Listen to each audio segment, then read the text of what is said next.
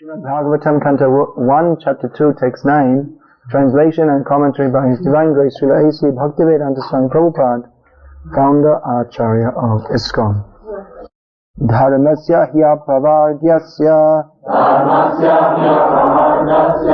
narthorthayo pakalpate narthasya dharmaikantasya kamolabhaya hi smitaha. Hari Rama, Hari Rama.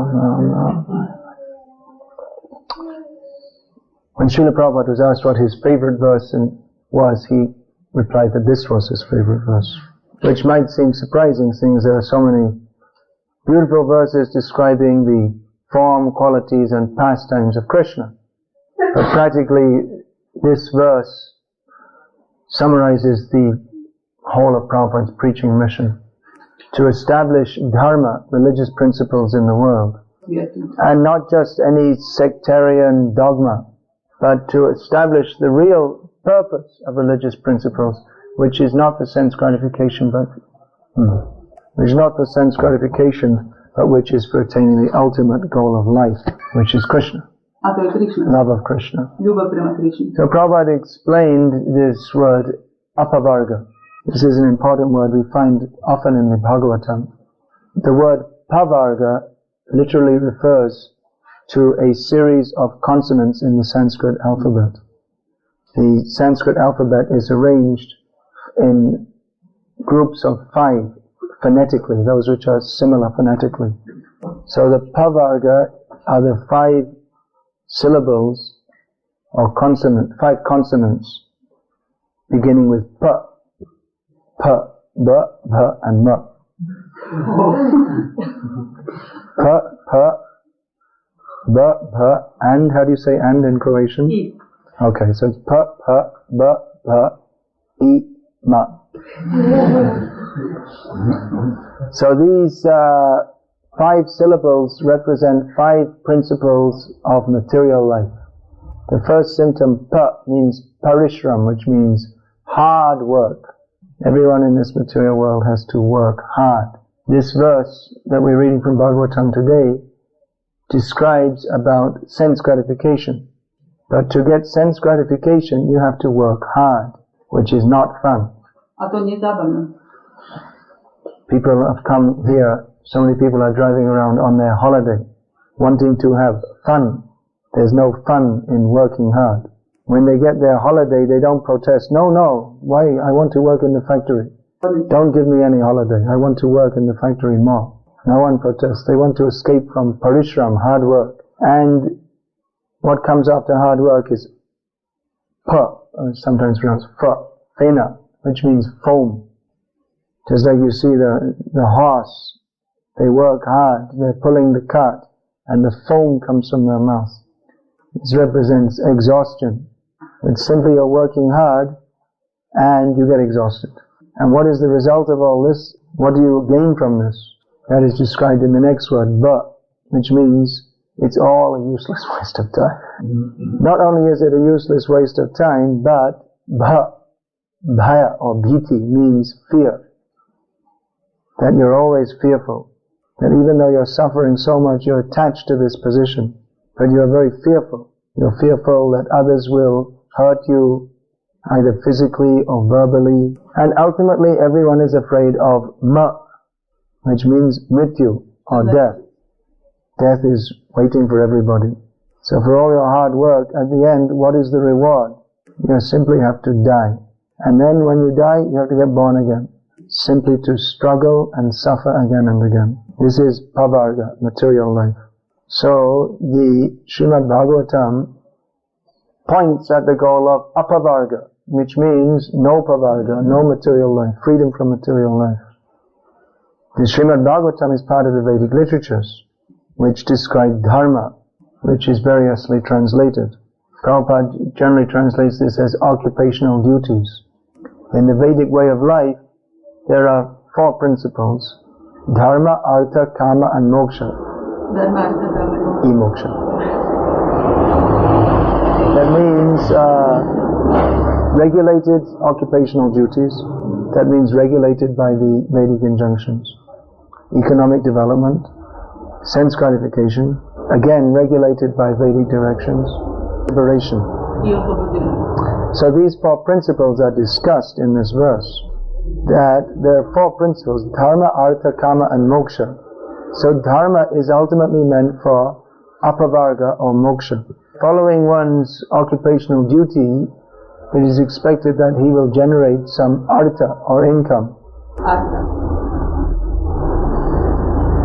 That means that following one's occupational duty means either Brahma Dharma, Kshatriya Dharma, or Vaishya Dharma, or Shudra Dharma, acting according to the rules of one's regulations of one's occupational duty as a Brahman, Kshatriya, Vaishya, or Shudra. So by following these, one will generate income. It's meant for living in this material world and sense gratification. But this verse says that that is not the real goal of Dharma. The real goal is to come to the point of apavarga. Because economic development and sense gratification, even if regulated by the Vedic directions, simply produce, they're simply causes of hard work. Anyway, say that first part first. Simply causes of unnecessary hard work, exhaustion, uselessness, fear, and ultimately death. So, although it's generally understood that dharma is performed for the sake of artha, kama and moksha, this verse says that actually dharma is only meant for moksha. Although artha and kama may be there, they are not very important, they are not to be encouraged. Foolish people who don't understand the real purpose of the Vedas think that the real goal of the Vedas is simply to gain artha and kama. Sometimes it is asked, why do the Vedas put so much emphasis on this if the real goal is apavarga? The answer is that this is for foolish people. Most people are foolish. The essence of the Vedic knowledge is Srimad Bhagavatam. But only those who are more intelligent and fortunate can take to the study of Srimad Bhagavatam. These series of verses at the beginning of the second chapter of the first canto set the tone of the whole Srimad Bhagavatam. It is a very important series of verses. Devotees should study again and again and commit to heart. Now, in the Vedic process, economic development and sense gratification are allowed. Even in the practice of Krishna consciousness, which is meant for developing pure devotional service, that is also allowed to some extent. Now, in one of the important verses previous to this is mentioned about jnana and vairagya, knowledge and renunciation. Verse number 7, famous verse. Most of these verses are well-known verses. Vasudeve Bhagavati Bhakti Yoga Prayojitaha Janyat Yashu Vairagyam Jnanam Chayadahaitukam. You can give the translation. So here, vairagya, detachment, this is mentioned. So if there is the sense of, if knowledge and detachment are being recommended, then why should there be any question of economic development or sense gratification? But it's understood that even in Krishna consciousness, which is the topmost path of the Vedic knowledge, which is being offered in the Srimad Bhagavatam, even then, not everyone can come to the highest stage immediately. The Srimad Bhagavatam is known as Paramahamsa Samhita. Srimad Bhagavatam Puranam Amalam Yad Vaishnavanam Priyam Yasmin Paramahamsam Ekalam Jnanam Param Giyate. This Srimad Bhagavatam is the spotless Purana, and thus is very dear to the Vaishnavas. It is very much appreciated by Paramahamsas, because in this Srimad Bhagavatam the topmost knowledge of the purpose of life is given. So this is especially meant for the Paramahamsas, but is also meant for those who aspire to be Paramahamsas. If everyone was a pure devotee, they wouldn't be here anyway in the first place. So there are stages in advancement in Krishna consciousness. So even in Krishna consciousness, especially within the Grihastha ashram, some activities for economic development, they're also required. And some interaction of the senses with the sense objects must always be there. Someone, our Elvis was wearing a t-shirt saying no sense gratification. Very strong declaration. So some sense gratification is allowed in Krishna consciousness. Not exactly sense gratification in the way of the karmis, but it's not even recommended that everyone just become absolutely renounced. We read about the Goswamis. Nidrahara vihara kardi vijjito. They practically gave up all eating and sleeping. Taktva turnamashesha mandalapati shrening sada tuchavat.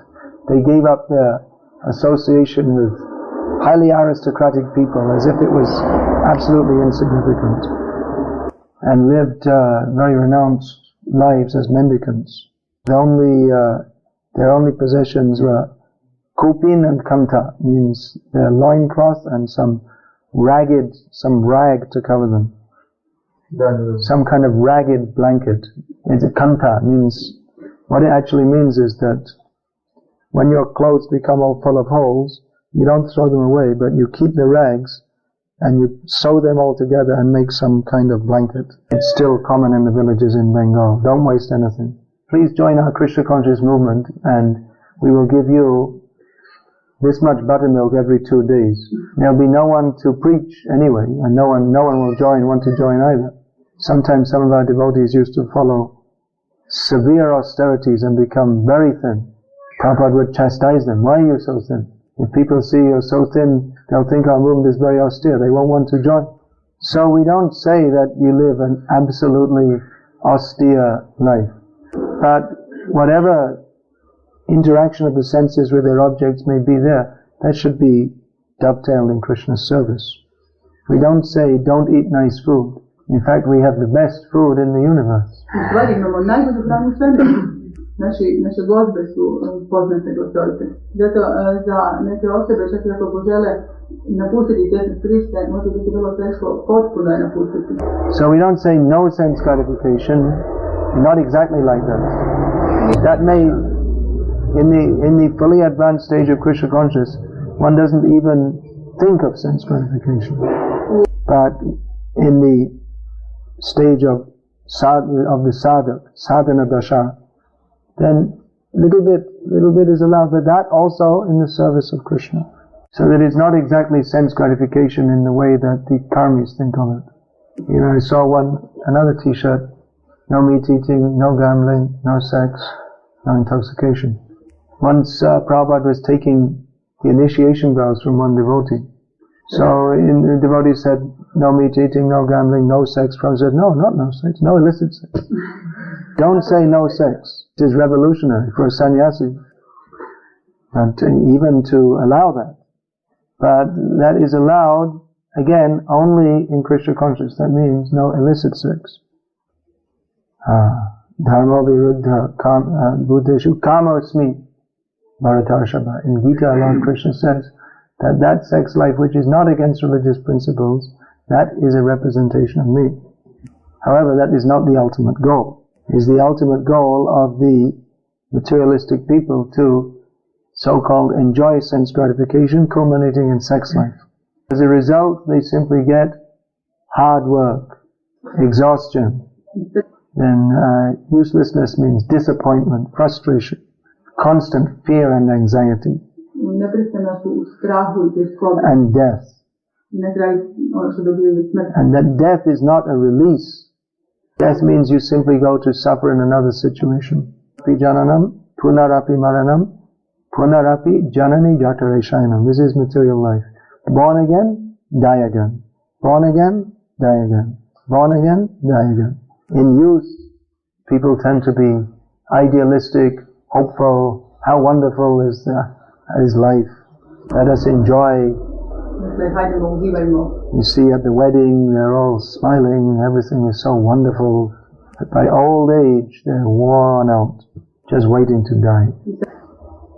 But for a devotee, actually, there's no old age. He also works hard for Krishna. In fact, a devotee works harder than other people. Sometimes people ask us, why don't you get a job? I say, well, sir, I'm already working from 4 o'clock in the morning till 10 o'clock at night. I don't really have much time for a job. But they don't consider this hard work to be very useful because you don't get money for sense gratification. Furthermore, devotees are always smiling and happy. They ask, why can't you be like normal people?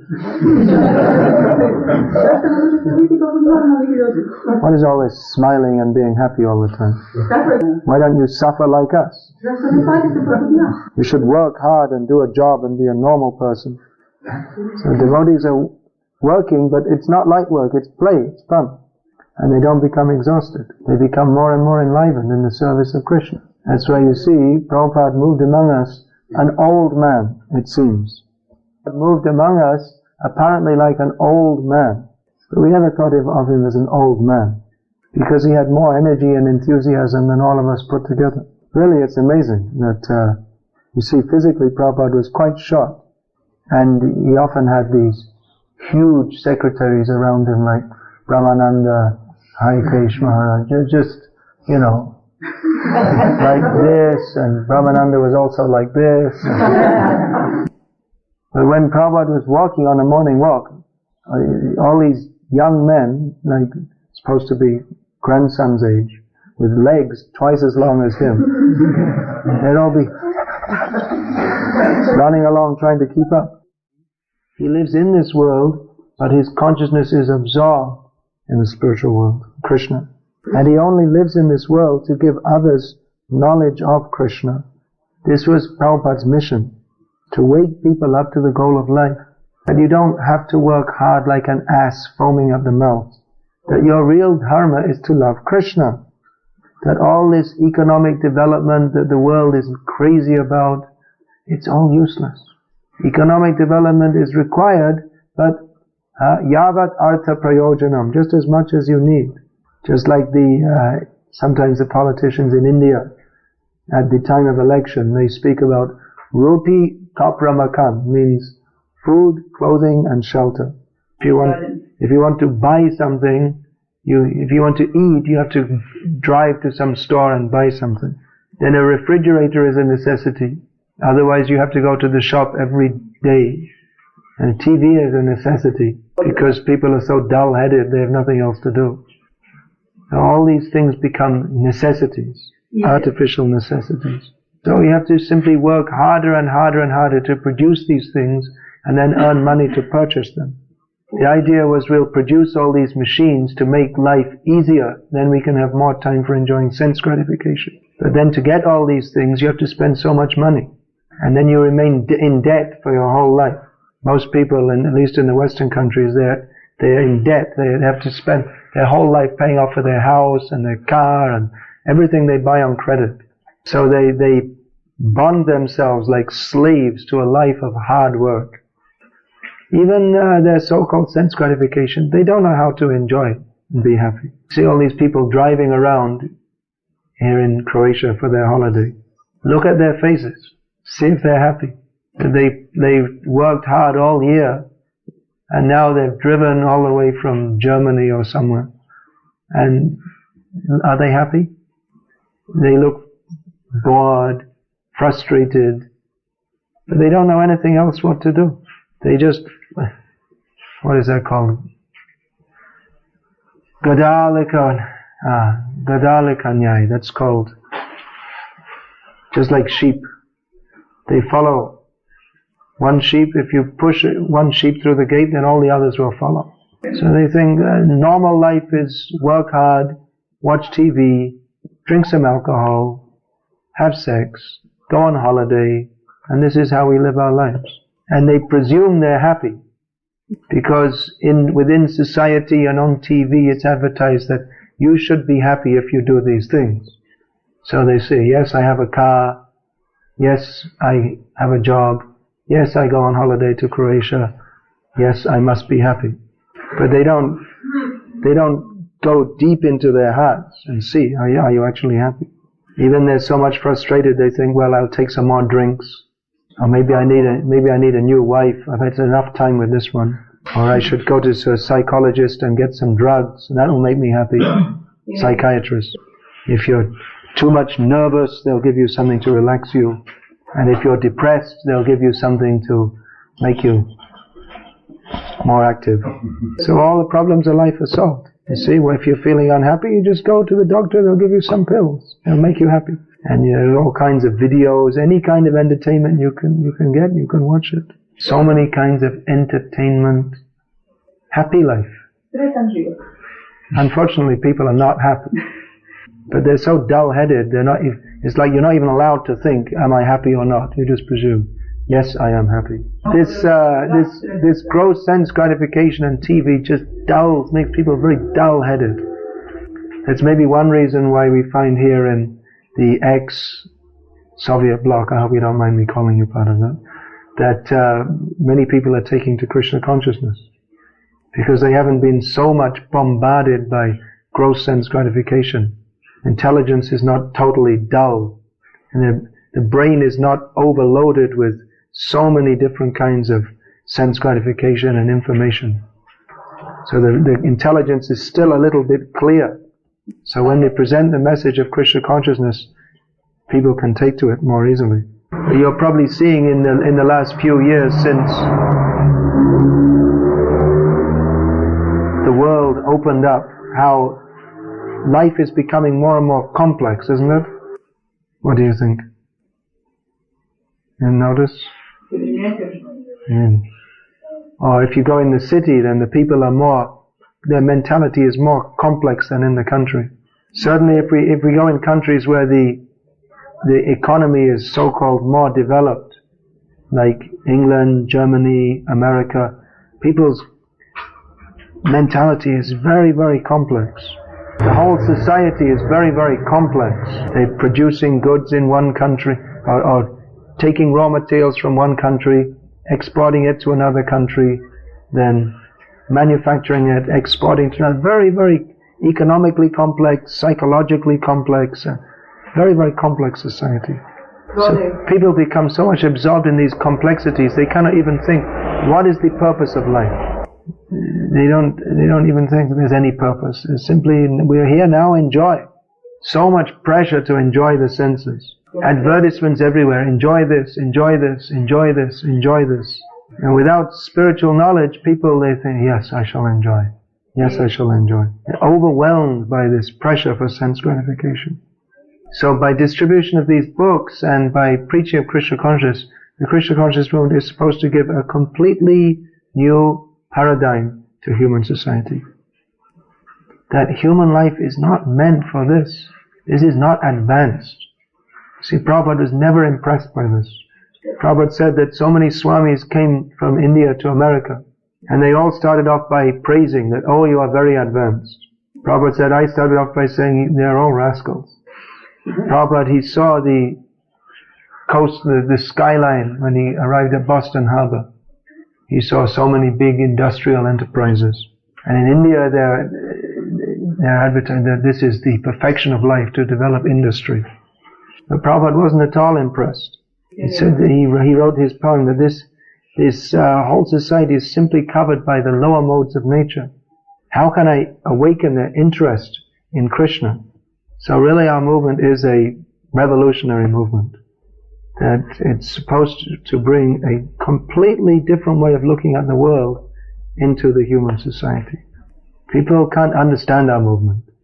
They call it a sect, whatever that's supposed to mean. It generally means something which is strange and bad.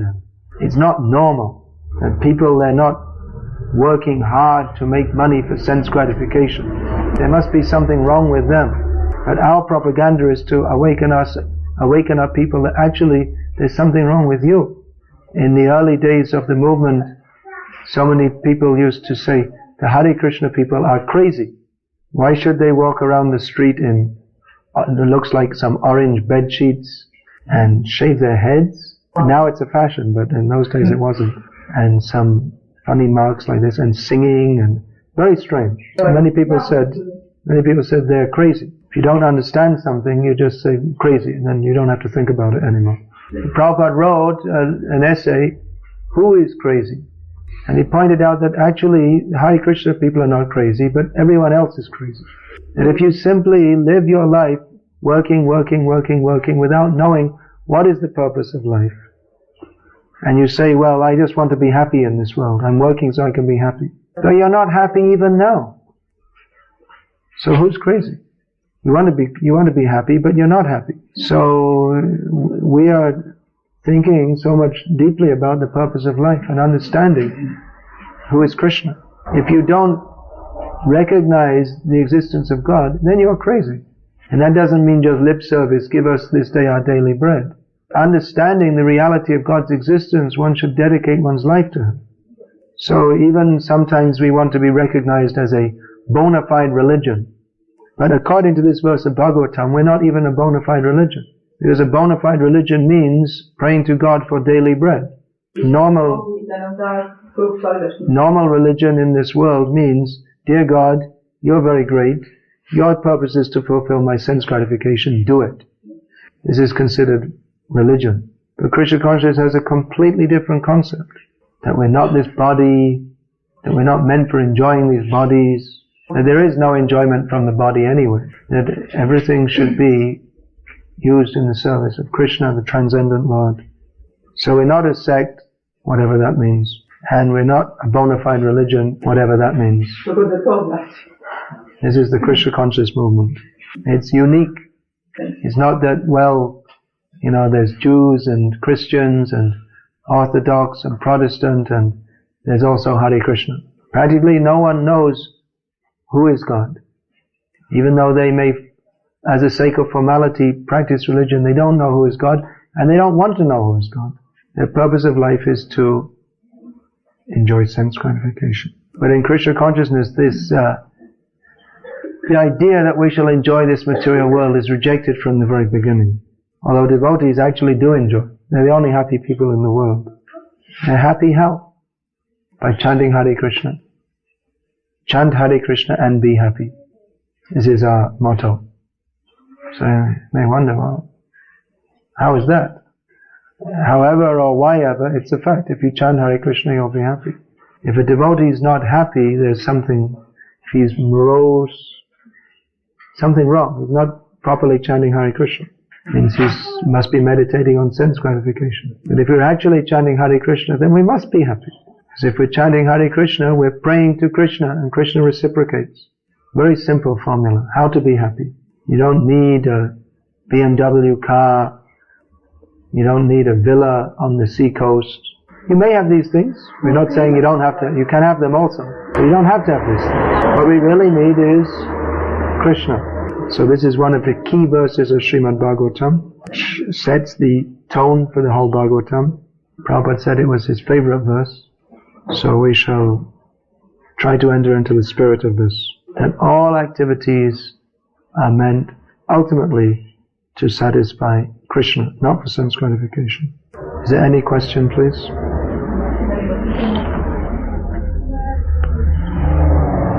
You can do, but then you can have to say it again in Croatian. So some people would like to preach that it's lack of our Krishna consciousness if we don't have enough money, if we don't have money too. And they say, oh, that's Protestantism. And they say where is Krishna, there is Lakshmi. And so if we don't have money, we are not Krishna conscious. Can you say something about that? Moje pitanje bilo da neki bhakti vole da propovijedaju da ako nemamo dovoljno nosila kupci, nemamo nosila, da je to zapravo nedostatak naše svjesnosti Krišne. Jer gdje je Krišna, to je Lakšmi. I onda oni kažu, ako nemaš nosa, onda u tom životu nema Krišne, nije svjesna Krišne. Ja sam mogla vama reći da nema Krišne. Well, now I know why I never had any money all these years.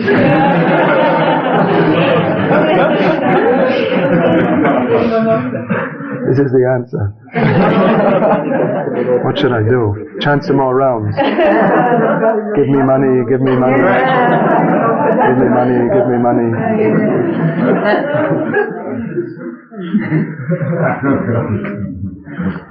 Yeah, this is Protestantism. That God helps those who help them. God helps those who help themselves. Poverty is in Protestant religion. In some strains of Protestant religion, it's considered that if you work hard and you believe in God, God will bless you and you can enjoy this world with plenty of money. They built a big new church in Atlanta. It's the biggest church in Atlanta. Everyone knows Atlanta, right? Because they had the Olympic Games. Before no one knew of it, now everyone knows. So it's called the Prosperity Church. And the philosophy behind this, we say philosophy for want of a better word, is that if you pray to God, God will make you prosperous. So people come in and they say, they preach that before I had so many debts and now I drive to church in a Mercedes. Now it may be that Krishna blesses his devotees with lots of Lakshmi. And generally, Prabhupada said that if we're preaching, then Krishna will generally bless us with all we need to preach. But on the other hand, if we think that our success is synonymous, success in Krishna consciousness is synonymous with money, then it's a somewhat strange mentality. This became very strong in some zones, some GBC zones in our movement at one point in time. So it was considered, we shall send all the devotees out to sell lots of paraphernalia and make lots of money and have very fancy temples with gold-plated doorknobs in the bathrooms. Yes? And this is the sign of our Krishna consciousness.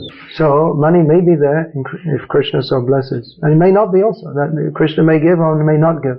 But we can't judge a person's Krishna conscious. Maybe I'm saying this because maybe if I had gold buttons, I'd be preaching differently.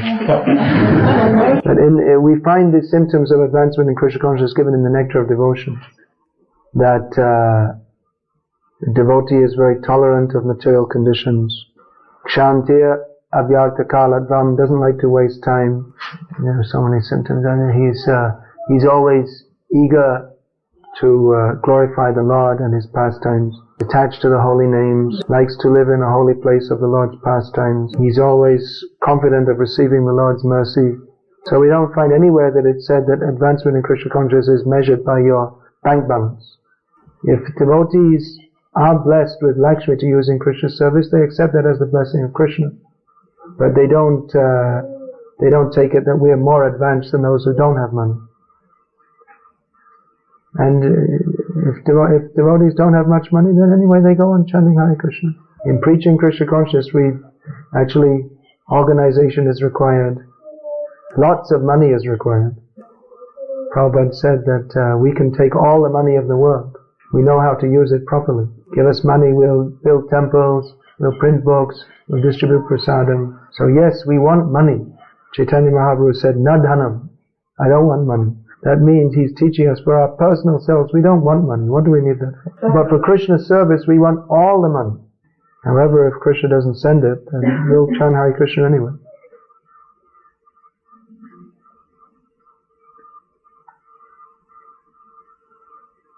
You have to be very careful. Money can be, see, if we're not fully Krishna conscious, if we become too much interested in acquiring money, then we can become polluted by that also. That's why Prabhupada's policy was, which he got from his own spiritual master, don't keep money. Don't build up big amounts of money in the bank. If you get money, spend it immediately. Print books, distribute prasadam. If you have extra money, print lots of books. And when you need money, you have to distribute the book. So that's a better policy. Any other question? No, ti mnogo govoriš o tome da su televizija i novine smeće. Ja bih pitao jedno pitanje o tome. U vojsci sam slušao razgovor kad su dvojica vojnika što samo služi vojsku, prijatelji su pričali o tome kao vidiš našeg predsjednika, otpala mu kosa od kemoterapije. Ja nisam bio toliko, pa sam pitao pa šta on ima tumor. I onda su oni mene kao ti ništa se ne zanimaš, kako možeš to da ne znaš što je već 6 mjeseci javna tajna i skroz piše o tome u novinama. Ti se izoliraš, ti ne zanima te politika, televizija, gluma, ti samo znaš pričati o Hare Krishna. Ja sam pomislio pa možda je bilo dobro da makar 20 minuta na dan čitam novine, da znam glavne vijesti da predsjednik ima tumor. To je pitanje jedno što misli o tome, a drugo je slično vezano s televiziju. In one sense they're praising you. It's just like you find the demons, they blaspheme Krishna in the Srimad Bhagavatam we find. but actually they're indirectly praising Krishna. So if they say you're not interested in politics, you're not interested in film, in sports, that's very good. Actually, you're right. I'm often saying that I'm warning against TV. But I don't think I was stressing so much on newspapers, because I quite regularly read them myself. At least, these last almost 2 months I've been traveling in places where I don't see English newspapers, so I haven't been reading them. I also had the same experience when I met my father in England. He was surprised that I didn't know that France had won the World Cup. And other such important things. I remember also in England the same thing happened to me many years ago. Someone was surprised that I didn't know the name of the Prime Minister. I never heard his name. So actually I do read the newspapers. When a newspaper is there, I'll have a quick look at it to see. There are often interesting things which you can relate to preaching. Just like if you want to talk about how degraded the modern society is, it kind of brings the subject to life. If you just see the leader of the most powerful nation in the world is having sex with some woman his daughter's age, and everyone seems to think this is very nice. Usually I just look at the newspaper quickly, see the headlines, see if there's anything which is useful for me to read, which usually isn't, and then if there's anything I should read, I read it, and like that, finish 5-10 minutes. If we're preaching, then it's good to keep in touch with these things. But it's not that you should become absorbed in it. So at time we should rather open Srimad Bhagavatam, become absorbed in that. Hare Krishna. Srimad Bhagavatam.